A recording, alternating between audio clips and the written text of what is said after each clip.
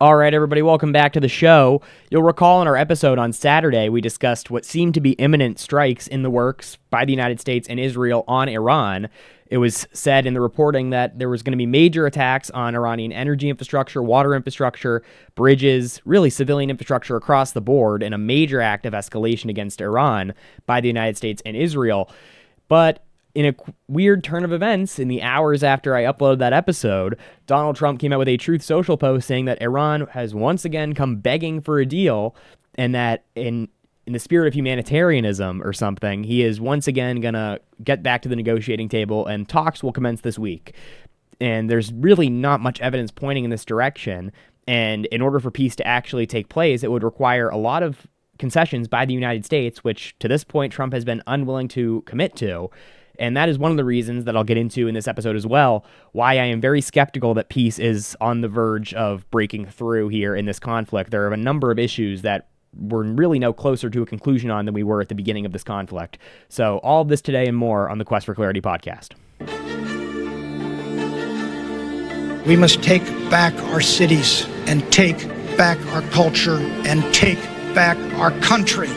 Ideas spread, they can't stop them. An idea whose time has come cannot be stopped by any army or any government. There is a yearning in this country for somebody who will vote for principles over party.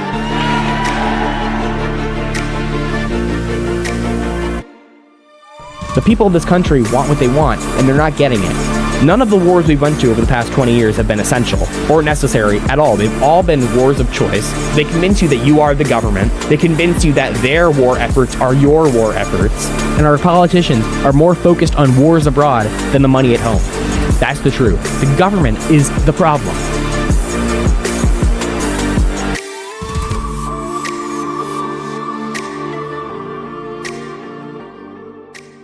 All right, everybody, before we begin, if you could please go down below this video here on YouTube and hit like and subscribe. I'd really appreciate that. Also, if you wouldn't mind going to my Instagram, X, Spotify, and Substack and giving all of those a follow, I'd really appreciate that as well. And I got a couple things I want to get through here real quick before we get into the news of the day. First things first, major thank you to Dave Smith. For those who may not have seen, Dave Smith gave me an incredibly kind shout out on his Twitter, which resulted in me getting like 2,000 new followers because of this. So Dave Smith, if you're watching this, I cannot thank you enough. I'm a huge fan. I've mentioned him on the show before, but Dave Smith is one of the big reasons why I started this in the first place, been a big inspiration. And he is really the key figure in my evolution into libertarianism as my political philosophy. So Dave, if you're watching this, seriously, thank you so much. You have no idea how much I appreciate that. And everyone, obviously, if you don't know who Dave Smith is, please do yourself a favor and go watch his podcast, Part of the Problem. Go over, follow him on Twitter. I mean, seriously, Dave, thank you so much. I really appreciate it. And one more thing before we get into the news for today, I do want to let you guys know I had an article published today on Responsible Statecraft. For those who don't know, Responsible Statecraft is the magazine of the Quincy Institute for Responsible Statecraft. So I'm very excited to have gotten something published on there. It's a great outlet. The title of the article is Fox News Screaming Desperately into Wind as Trump Loses Grip. And the entire article is about how Fox News throughout this entire war has been pushing Trump further and further into escalation. And there are voices on there like Mark Levin and Mark Thiessen and General Jack Keane and even Benjamin Netanyahu, who has been hosted repeatedly on Fox News for uncritical softball interviews. The article discusses how these figures have created an echo chamber. Really, it's BoomerCon Central over there as to why this war is the virtuous decision, and Trump needs to go further and overthrow the regime for the sake of the Iranians, and that Iran was on the verge of developing a nuclear weapon that was going to strike American cities, as Mark Levin puts it. Really, I discussed the ecosystem over there at Fox News, which is just churning out endless war propaganda. And please, if you're interested in that, go over and read the piece at Responsible Statecraft. But let's get into the news here. Lots of news to discuss today. The big news, of course, is that since Saturday, which was our last episode, a lot has changed. Donald Trump on Saturday was threatening major World War II-style attacks on Iran, specifically on Iranian energy infrastructure, water infrastructure, bridges, in an effort to mobilize the masses. Really, I guess this is the thinking. Of course, it's not how this is really not what was going to happen. To mobilize the masses to the American cause, supposedly, and rally them against the regime and take out their anger from their neighborhoods being destroyed and their energy being completely shut off on the regime, and mobilize and take over the country from the government. This was the thinking, apparently, according to some of the reporting coming out of the White House, as behind the strategy, what the plan here was. And this is the push from, of course, Benjamin Netanyahu, which we discussed in detail last episode as well. The Israelis, since the beginning of this war, have tried to convince Trump that the goal here ought to be regime change, ought to be handing the country over to some organized resistance, which doesn't exist inside Iran. And this has led Donald Trump to a bunch of false conclusions of at every turn, which has led him to make the really strategically bad decisions every step of the way here, assuming that there was some resistance that was going to rise up in the beginning that never came because of the push from the Israelis, even though our own Pentagon told Donald Trump this was incredibly unlikely to happen, and this is not something that we are prepared to have occur in Iran, and that airstrikes alone will not mobilize this opposition force. Despite all the evidence to the contrary, of which there was a lot, Donald Trump still bought the Netanyahu narrative and went forward with this regime change to free the people of Iran. And to say the least, this just did not happen. And it seemed as though this weekend, again, at the encouragement of Benjamin Netanyahu, Trump was going to go back to the March style of warfare in Iran and go heavy with the strikes alongside the Israelis for the first time since the MOU was enacted and then fell apart, and really go all in, destroying all their infrastructure and trying at least to drive the regime back to the table to make major concessions on, say, the Strait of Hormuz, which again is the center of this conflict at this point, or for a mobilized force in opposition to the regime to rise up and take power. This was, I guess, the idea coming from Netanyahu and then Trump. And needless to say, of course, we didn't see that. And what we saw instead was that hours after I released my episode on this, Trump actually came out on Truth Social and walked back these claims again, as we've seen him do repeatedly over the course of this war. He walked back his threats of civilization annihilation and instead is saying that diplomacy has broken through and we are on the verge of peace in the Middle East. A deal has been worked out. The perimeters of a deal have been worked out. Here is his tweet. I'll read it word for word. It says, quote, "The USA is locked and loaded and ready to go against the Islamic Republic of Iran at levels of military terror, strength, and power not seen since World War II. Despite this, we have just been asked by Iran and other Middle East countries to hold off any attack in that the perimeters of a deal have been agreed to. This would include the immediate, complete, and total opening of the Hormuz Strait and an end to Iran's nuclear threat.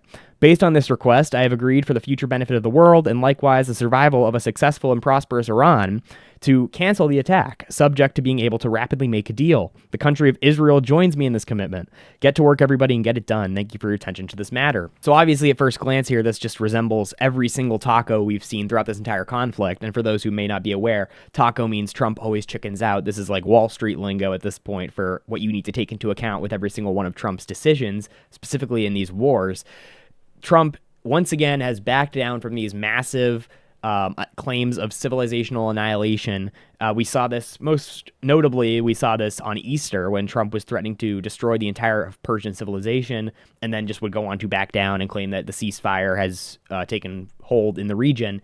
Now, what makes this interesting specifically is because of the context surrounding this. And in the buildup, this was a couple days here, we saw that this was being rumored in the press. There were leaks, specifically to CBS News was the big one, outlining the plans in the works from Trump and Netanyahu, which kind of began to be processed once Netanyahu met with Trump during the Lindsey Graham funeral during that week when Trump and Zelensky and everyone else was in D.C. for the Lindsey Graham funeral. Netanyahu met with Trump and presented him with intelligence about Iran's nuclear stockpile, about their missile stockpile, and laid out a couple of different ways. I believe it was 3 different ways that Israel and the United States could go in and deteriorate Iran. Now, the glaring problem with all of these plans from the Americans and the Israelis is what General Dan Kane has been saying from the Pentagon. They've been warning Trump this entire time that our stockpiles of defensive munitions are incredibly low, that we don't have the military assets in the region to sustain this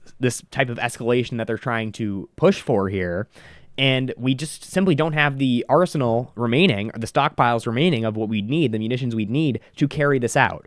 And there are people who know way more than me on this. There's literal experts on this that you can go read. I'd recommend reading people like Brandon Weichert on this. There's been detailed analysis done on this. We just simply, to put it simply, we do not have the munitions needed to carry out an escalation at the scale that they were talking about doing. And this was going off in the background the entire week as this was seemingly in the works. Trump was being informed of this by the Pentagon, and it seemed until Saturday night when he announced the cancellation that he was going to go forward regardless of the Pentagon's advice. Now, to be clear here, we don't know the exact reason as of right now why Trump chose to cave on these massive, large-scale strikes, this major escalation. Of course, one of them could be the fact that the Pentagon was warning him of the drastic munitions shortage. We've seen in recent weeks that across the bases in the Middle East, and I did write an article about this in the last couple days, that the bases in the Middle East are literally rationing. This was reported by NBC News. This was an NBC News exclusive, that bases across the region are rationing defensive systems and defensive missiles because there is not enough to go around. They're prioritizing places where human beings are rather than the infrastructure itself, because they'd rather save the human life than defend the infrastructure, because there's simply not enough systems to defend all of it. And this is partially because of the policy towards Ukraine and the funding of Ukraine this entire time. It's also because we've been supplying Israel with an immense amount of defensive systems throughout this war, throughout their war in Gaza, and across their regional conflict, their regional campaign to take out all of their neighbors. We've been defending them this entire time. And because of this war, what we've had to sustain throughout this war, people seemingly weren't prepared. At least the political wing of the Trump administration, the military wing, knew this, and there's documentation to show that. But it seems as though Trump was not prepared for the retaliation that Iran had in response to the attacks on February 28th by Israel and the United States. Iran was ready to come back much harder than they did during the 12-day war. They have the ability, they maintained the ability, and they still have it, to strike at American bases across the region and deal severe damage to those bases.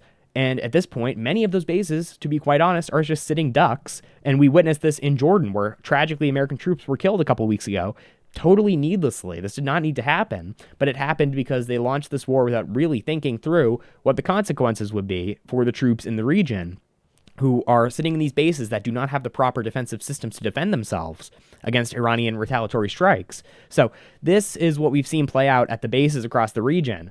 And this could have been one of the key factors that was influencing Trump, really influencing the Pentagon to tell Trump to back off of this major plan for escalation. Another reason, which we'll get into here in a second, could have something to do with the Gulf states pushing, specifically Saudi Arabia, pushing Trump to find a diplomatic off-ramp to this war. These Gulf states have taken a major amount of damage throughout this conflict. Saudi, compared to the others, has not taken quite as much, specifically to their oil infrastructure at this point in the conflict, but there was a major fear, and this is what the Iranians were threatening. And apparently, according to some of the reporting, MBS called up Trump, and in that call, they discussed that potentially Saudi Aramco, which is Saudi's their major oil hub, could have been struck in Iranian strikes in retaliation to an American attack. And obviously they don't want that. So this was a major fear. And I'll just read here from the Wall Street Journal. I'm going to read a couple segments of this article, which kind of outlines this general theme of the Gulf states trying to come in here and put this to an end. It says, quote, after days of threats to launch a new offensive against Iran, President Trump is once again trying to achieve through diplomacy what he has yet to accomplish through the war. The question is whether Trump's Gulf partners can make enough headway in the days ahead to reopen the Strait of Hormuz to shipping, at least temporarily, and lay the groundwork for eventual nuclear talks. Previous efforts on both fronts have failed in recent months. Though there were initial signs of progress Sunday on reopening the waterway, Oman and Iran noted they were making progress. And I'll just cut down here to the part where it discusses Saudi. It says, quote, Trump wrote in a social media post on Saturday night that Iran and other Middle East countries were imploring him to cancel his attack because the, quote, perimeters of a deal had been hammered out. Trump delivered that message after speaking with Saudi Crown Prince Mohammed bin Salman. Trump on Sunday said that he asked him, quote, would you rather have us do this or not? Referencing, of course, the attacks. Trump said the Crown Prince replied, we would much prefer a deal as opposed to an attack because you don't know where these attacks lead. But Trump didn't call Israeli Prime Minister Benjamin Netanyahu, the staunch ally with whom he has launched this war and remains the loudest voice in the president's ear for more military action. There were initial signs of diplomatic opening Sunday. So it seems as though, according to some of the reporting, I believe this was reported in Axios as well, Barak Ravid, which, say whatever you want, is not the most trustworthy source at this point, but it was reported there as well that MBS in the call with Trump was pushing for a diplomatic solution. And this is because these Gulf states have the most tangible proof of the kind of uncontrollable escalation that we could be witnessing here if this really got out of hand. And we saw this at the beginning of the war in March with the initial wave of Iranian retaliations. They were able to do severe damage to literally hotels in Qatar and Dubai, and they were dealing severe blows. Now, militarily, the Gulf states, which host a lot of military bases, U.S. bases, have bared the brunt of the military retaliation by Iran. And we've seen this, for example, in the U.S. Fifth Fleet Base in Bahrain. This literally, they had to evacuate the headquarters. This may not be returned to. And this is the case not only for them, but a bunch of other bases in the region. There's been such severe damage inflicted on them that they may not be returned to. And overall, this could be a long-term positive development because the United States does need to leave the Middle East. But you would imagine in the ideal world, this would be done in a bit more of a restrained, calm manner than having our bases blown up in a conflict that never needed to happen. So this is not the ideal withdrawal scenario. But the Gulf states have also faced severe economic harm from this conflict as well. You hear Saudi talking about it there. They didn't talk about it in this article specifically, but there have been different reports that Saudi Aramco, specifically the oil facility, that was the major concern for MBS, the possibility that Iran would strike really hard at Saudi Aramco and deal major economic blows to the country. And that's not the only way that they've been harmed economically as well. Saudi, as well as these other states like the UAE and Qatar, that have tried to shift in recent years from really predominantly energy economies to diversifying themselves and to industries like tourism and international finance. Obviously, if you're trying to attract the world's elite to come make a hub out of your country, having bombs dropping on the nation and in the luxury hotels and the airports is not the ideal picture you want to paint for potential investors into your project. That's not a great look, and that has done great harm for the image of these states, which the image of these Gulf states for years at this point, as they've become the hub for the global elites, has been that they are in the Middle East and they get the positives of being in the Middle East, whatever the positives are, the weather, stuff like this. And rather than being like the image of the Middle East, this constant conflict, they have been a sanctuary against all of this. They've been kind of isolated from the broader regional conflict, and they haven't been attacked like these other countries surrounding them. They've been kind of a hub of in the diplomatic world of kind of mediators. Qatar, they've been a bit of a safe haven in the Middle East for the global elites to come to and make a headquarters out of for their for finance, for tourism, things like this. And that image is just shattered, obviously, when you have the biggest and most luxurious hotels being struck by Iranian Shahed drones. That's not ideal for the sales pitch to the global billionaires. So that has been gravely damaging to the image of these nations. And for that reason as well, there's an incentive for them to push the United States in a more diplomatic direction rather than military or escalation. And this also does signal kind of a broader thing I want to get into as well, which is that there is just no plan. And I talked about this last episode. I've talked about this probably every episode that I've covered this war during it being carried out since early March, late February. There is just no plan. They went into this, and the reason there's no plan, or no coherent plan, I should say, is that this war was launched with a set of false notions. It was launched because Trump believed the Netanyahu narrative that this war would last a matter of days, if not a matter of weeks. It would be relatively short term, and it would result in the regime falling and some democracy rising up in its place. This was never a possibility. This just wasn't. And this was a false reading being presented to Trump by Netanyahu to convince him that this was going to be an easy conflict. And it was intentionally by Netanyahu to get him trapped, to get Trump trapped in this conflict where he is now, where there is no good way for him to withdraw. Of course, the ideal is that he does just pick up and go home and do whatever spin he mentally needs to do for his own ego to get us out of this and try and claim it was a victory. Nobody cares about that. Just get us out of this. That's the best situation at this point. Literally just pull out, stop, hit the brakes, and go home. That's the best situation because it's not going to get any better from here. But because Netanyahu put it in Trump's head that this would be easy, he is just flabbergasted. And this is what's been reported as well, that he's in the Oval Office crashing out at his advisors, calling the Iranian scumbags, saying that they're insane. because he is just, I think he is genuinely confused because he's not a military mind. He's just listening to his advisors and doing what he thinks sounds right. I think he's genuinely confused why the regime has not fallen. He was genuinely under the impression and he says this openly, he constantly is parading the number, the 50,000, 52,000, 55,000 number of supposed dead protesters from Iran, from the protests in early January. Of course, that number, no one ever feels the need to cite their source for that number, which is ever growing. But and of course, I mean, any person killed in Iran is a tragedy by the government. Of course, that's evil for the government to kill the protesters. The number is most likely in the couple of thousands, not 50,000, which has been used for propaganda purposes. That's the reason for calling out the number. It's because it's being used by the Western media as a propaganda tool to emotionally invest the populations of these nations in the West, the United States specifically, to seek the regime change of the evil Iranian regime.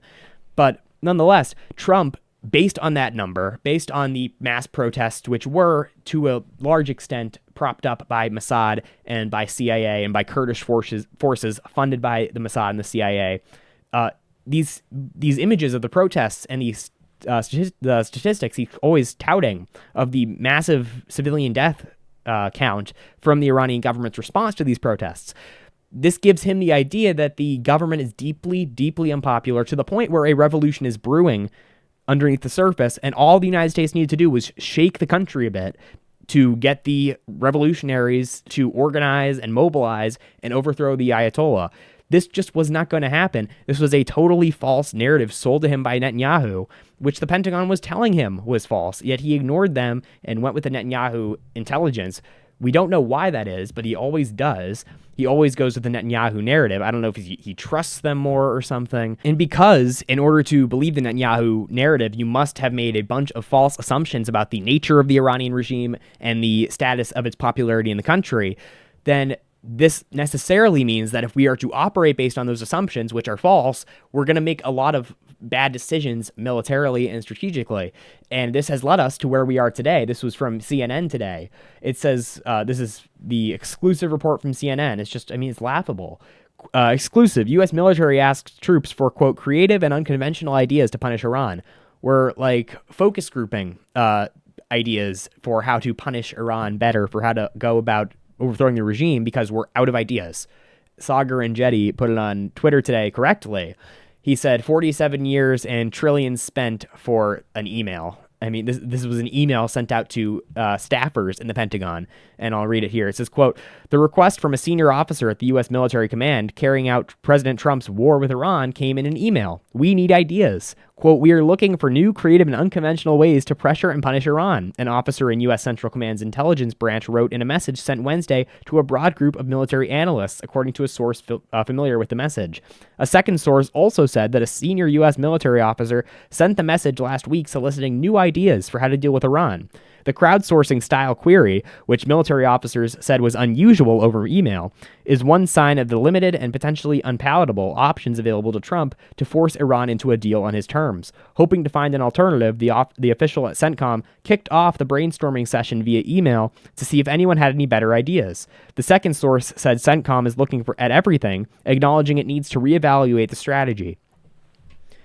They're acknowledging openly in their internal email communications, this is not working. The plan that we have been operating under has not worked to achieve our objectives at all. None of the objectives we went into this war to achieve, as I've said repeatedly, because it needs to be said, because there's lies being told about this.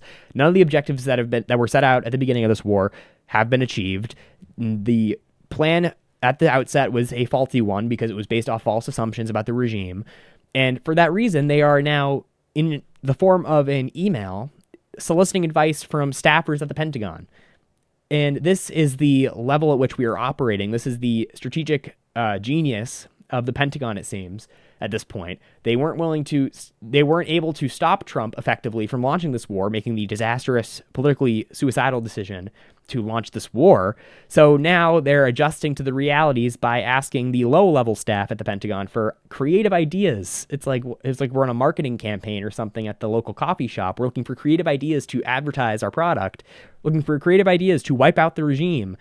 yeah, that really brings some inspiration to the public who's really upset about this war, that we have our Pentagon scrambling, looking for any ideas that they can possibly scrape from the bottom of the barrel to defeat the regime that they've been unable to militarily knock out. And this, again, to reiterate Sagar and Jetty's point, this is what 47 years of planning at the Pentagon gets us. I mean, I know the Pentagon isn't filled with the best and brightest, but there are some smart people in the Pentagon. You're telling me after 47 years, we couldn't get a coherent plan for this exact scenario? And leave aside whether you support this war or not. Of course, I'm anti-war. I don't support this war for a number of reasons I've made very clear. But you're telling me we couldn't even pull it off effectively after 47 years of planning for this exact scenario? And trillions of dollars of taxpayers' stolen money having been spent on these projects, these year after year of planning for this scenario? You're telling me trillions of dollars, military buildup in the region, endless preparation for 47 years couldn't get the Pentagon in a position where they're ready to knock out the Iranian regime. It's really unbelievable. This has been one of the common themes in commentary circles online, the idea of imperial overstretch, and that being perfectly embodied in this war, which has been totally ineffective at carrying out our objectives. Despite the kind of imagery of American dominance in the region, with our bases scattered all throughout and our supposed allies in the region being on our side, again, very artificially, and this idea that America will do what they say they're going to do in the region, they're going to knock out the regime simply because we said we're going to. And we can do this for this reason, this reason, this reason. We have the entire team at the Pentagon planning this out for decades. We have trillions of dollars spent. We have the best military in the world. We can do this. Only for 5 months into the war, we weren't even ready. Obviously, we're not even ready for a years-long campaign. 5 months into the war, you have the Pentagon scrambling for ideas because nothing they've tried has worked. And I mean, the strikes represent this as well. The strikes we've seen over the past couple of weeks represent this perfectly. They don't even know where they're striking. They're striking the same spot twice in many cases. They've gone from striking these missile launch platforms to striking areas around the missile launch platforms very broadly and very sporadically with no real intention behind these strikes. And on Keshem Island, just the other day, they killed a family. They killed the family, including a 2-year-old kid. They killed on Keshem Island. They bombed just a residential home. And there is no evidence suggesting that there was anything military even remotely near the home. They're just launching these missiles off very haphazardly. And there's no plan here. Joe Kent put it correctly a couple weeks ago on Twitter when he said this is a bombing campaign in search of a strategy. They have no clue what they are doing. And they are just flailing here, trying to find some sort of a way to bring the Iranians back to the table. And that was what apparently was in the works with this massive escalation campaign. Of course, it wouldn't have worked, but this was what they were thinking behind this massive escalation they were planning earlier or a couple days ago, only for Trump to call it off. Because diplomacy, of course, as we've been told a million times, is right on the verge of succeeding here.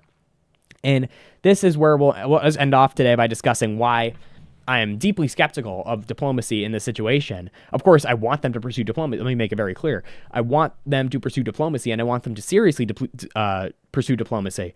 The reason I'm skeptical of this completely at this point is because I don't think they're seriously pursuing diplomacy. I think they're pretending to pursue diplomacy. I think there's no interest from Trump specifically, like personally. I think Trump himself does not have any interest in making the concessions necessary to bring this war to a close, because they include giving the Strait of Hormuz, or let me rephrase that. It includes recognizing Iranian control of the Strait of Hormuz, not giving it. Iran has exercised the act of taking the Strait of Hormuz. And in order for there to be a peace deal here, it's going to require the United States to recognize that, because in order to take back the Strait of Hormuz, it would require ground troops along the coast in the Persian Gulf. It would require the taking of multiple of these islands, like the Karg Island, and there's no reason to believe that that would even work necessarily, because those troops, the more you go, the troops on the islands, for example, are right in the range of Iranian drones and missiles. And who's to say that the Iranians, once there's troops on the ground, don't say all bets are off and they're just going to go at the American troops on these islands, regardless of whether or not it hits the oil infrastructure on the island, which is what the Hawks have been saying, is that they'll never hit the American troops on Karg Island because there's the oil infrastructure there and they don't want to destroy that. Well, once the invading army has landed on your shores, who's to say they even care about that at that point? It's just about survival. So who knows? But it's going to require that. It's going to require an acceptance that as long as the Iranian regime exists, as long as the Ayatollah and the IRGC are in power, And as long as they have any missile capability along their coast or drone capability, the ability to disrupt shipping in the Strait of Hormuz, or at least to say that they are threatening it, and the ability to make insurers not pay for ships, to dispel ships of the notion that they can safely go through the Strait of Hormuz, as long as they have this ability, which is not necessarily the biggest show of military might, they control the strait. Because if they are a large country, they are of 90 million people, if the government of this country has even the most limited drone capabilities to strike ships in the Strait of Hormuz, then these ships coming from the Gulf are not going to take the risk. And the insurers that insure the ships are not going to take the risk of funding those ships. So as long as Iran has the drone and missile capability along their coast, which we have not, to this point, significantly degraded, then they are going to continue to exercise this control of the Strait of Hormuz. And unless you're willing to escalate to deal with that, which nobody wants in this country, which Donald Trump doesn't even know how to do, they've shown complete lack of understanding of what it would take to do that. In order, or unless you're willing to go all the way and escalate into a ground force, that's just going to be the situation. And Trump needs to accept that, recognize Iranian control of the Strait of Hormuz, and allow these Gulf countries, the solution is to leave and allow the Gulf countries to negotiate a deal on their own. If it's just the Gulf countries and Iran, there's no reason to believe that the Gulf countries and Iran on their own could not come together and make some sort of an arrangement that everyone's okay with. And we've seen this play out maybe in the last couple of days with Oman and Iranians one-on-one negotiating over control of the Strait of Hormuz. There perhaps might be a way that on the way in, or it might be the other way around, but it's something like on the way in, the Iranians can control the route in, and the Omanis can control the route out of the strait. It might be backwards, but it's something along those lines. And there's no reason to believe that the Gulf states, which need their ships to be able to leave through the Strait of Hormuz, won't be able to come to some sort of a deal with the Iranians as well, whether or not they're paying a toll or some environmental fee, something like that. There's no reason to believe something cannot be worked out here where everyone is okay with it and everyone can just live and the strait can be opened and allow oil to flow to the global market.